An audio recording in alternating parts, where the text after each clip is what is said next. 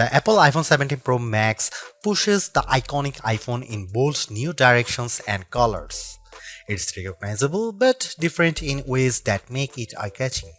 The performance is stellar and the cameras set a new high watermark for smartphone photography.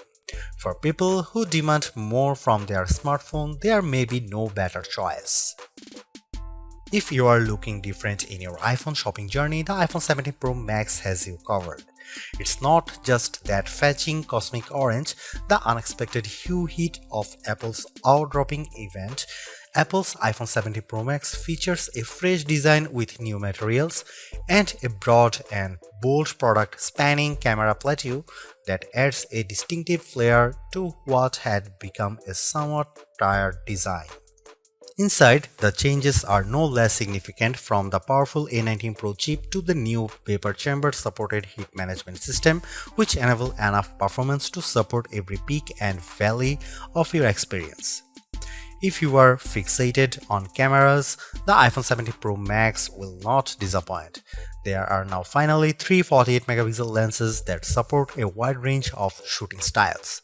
Perhaps the most notable of the three is the new 48-megapixel 4x optical zoom lens that also offers access to a sensor crop 8x zoom, which, thanks to selecting the center pixels from the larger sensor and an upgraded image pipeline, delivers some truly eye-popping photos.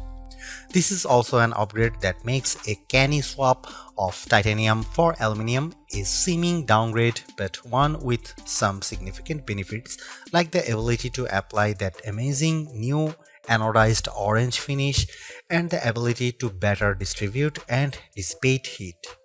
Finally, there's the price. It's the one thing you hope doesn't get an upgrade. And I am happy to report that Apple somehow held the line here. The iPhone 17 Pro Max still starts at $1,199 US. It's never been a cheap smartphone, but then this one is for the pros, and I think they will be very happy. I know I am. As for why you might buy the iPhone 17 Pro Max over the iPhone 17 Pro, that comes down to screen size, battery life potential, and the option to get up to 2 TB of storage. Otherwise, these iPhones are identical. The iPhone 17 Pro Max was announced at Apple's eye-dropping event on September 9. Pre-orders began on September 12, and the phone arrives in stores and starts shipping on September 19. The iPhone 17 Pro starts at $1,199 US for the model with 256GB of storage, with that price rising to $1,399 US for 512GB of storage, $1,599 US for 1TB storage, and $1,999 US for 2TB of storage. The later configuration represents the largest storage capacity of any iPhone ever. Apple is likely getting undue credit for not raising the price of the base model iPhone 17 Pro Max. Component prices and supply chain issues relating to the geopolitical stage are surely putting pressure on the company. Somehow, too, Apple has held the line, and the base iPhone 17 Pro Max still starts at $1,199 US for 256GB model. The only difference in pricing comes into play when you stretch to the phone's new upper tier of 2TB, which is only available with the Pro Max model. That sends the price up to almost $2,000 US. It boggles the mind that we now consider paying almost $2,000 for a pocket-sized device to be rational.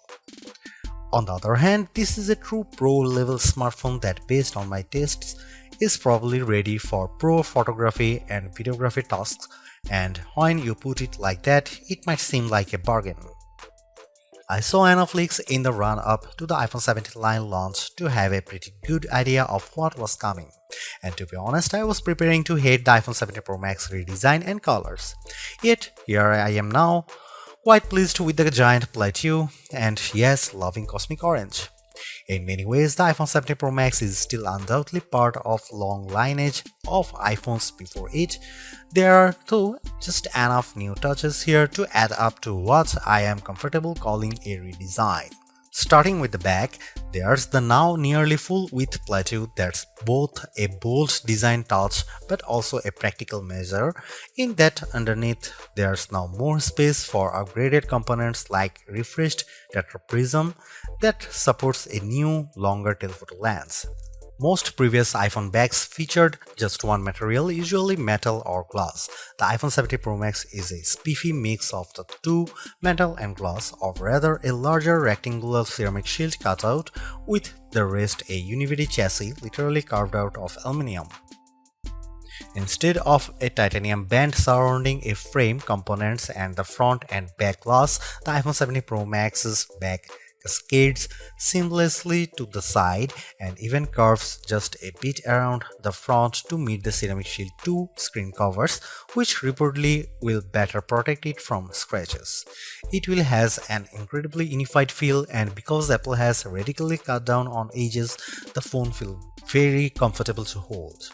When it comes to dimensions and weight, the iPhone 17 Pro Max is slightly larger and heavier than the iPhone 16 Pro Max, but I challenge anyone to notice the differences, which can be measured in fraction.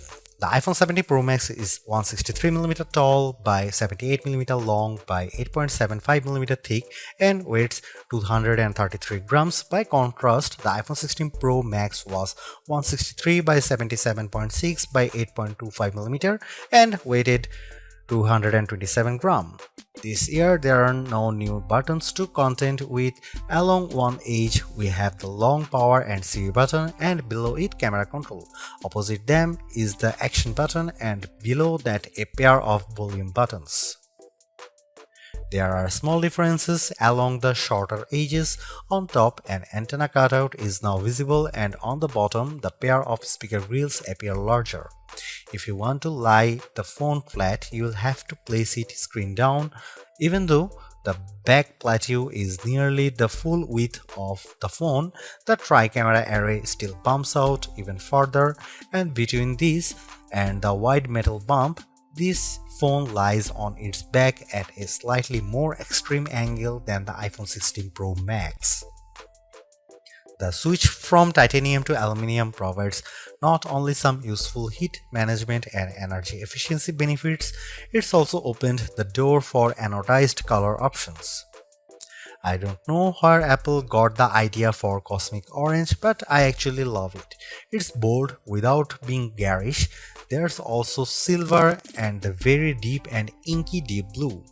Apple sort of explained its color choices to me and even the loss of black, but I think this is just Apple mixing things up and possibly giving a nod to all the pro level folks who buy this phone for creative pursuits.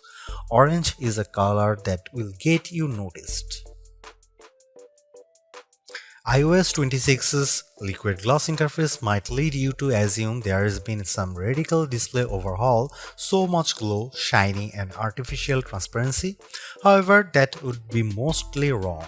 The platform update does change the look, but it's all still working with the same materials.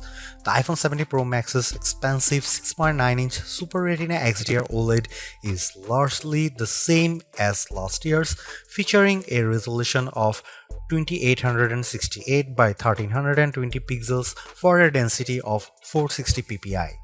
The ProMotion technology still automatically ranges from 1Hz to 120Hz, and it's always on, which means that even when you are in bed, you can make out the time and have glanceable notifications. It's not though exactly the same screen. This display now ranges up to 3000 nits, that's 1000 more than the last model. In my side-by-side tests, the iPhone 17 Pro Max is more visible in direct sunlight.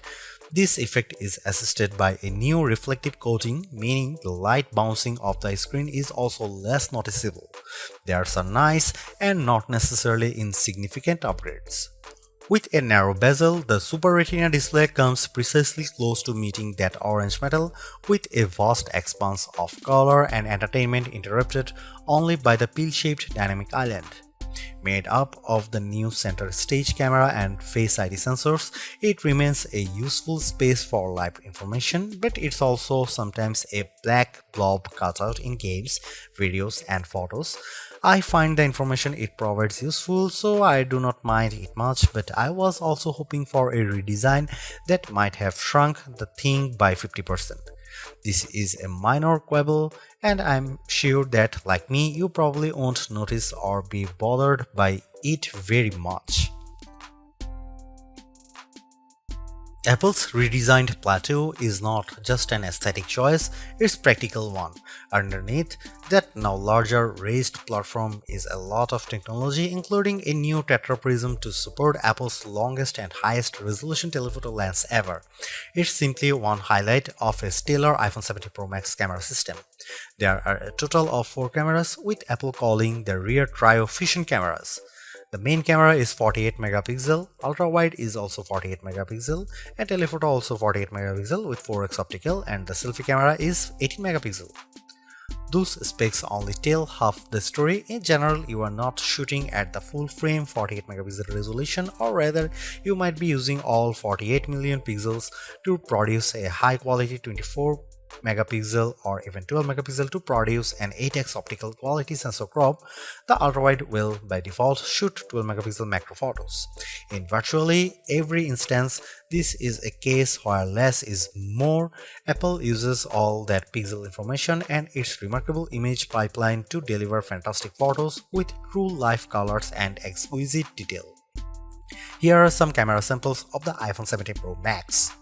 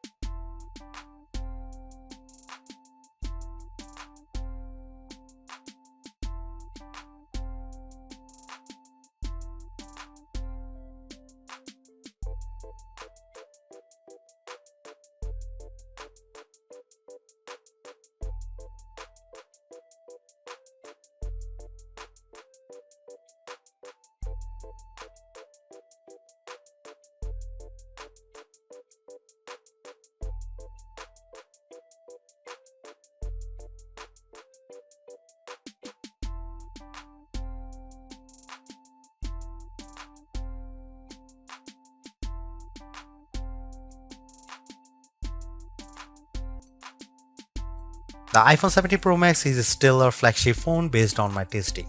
You get a more powerful zoom camera, better sustained performance, and the longest iPhone battery life ever, a head-turning design. The iPhone 17 Pro Max is still behind the competition on AI, and it's a bit thick and heavy, but overall it is easily one of the best big screen phones yet.